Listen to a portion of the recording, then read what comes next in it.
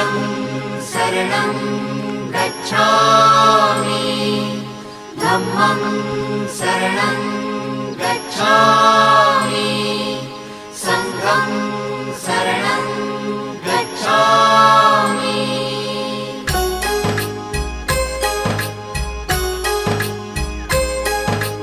बुद्धं शरणं गच्छामि धम्मं शरणं गच्छामि संघं शरणं गच्छामि त्याग मूर्ति तू शांत चित्त तू योग रूप संसारी दया प्रेम अन मानवतेचे प्रतीक तुझी ईश्वरी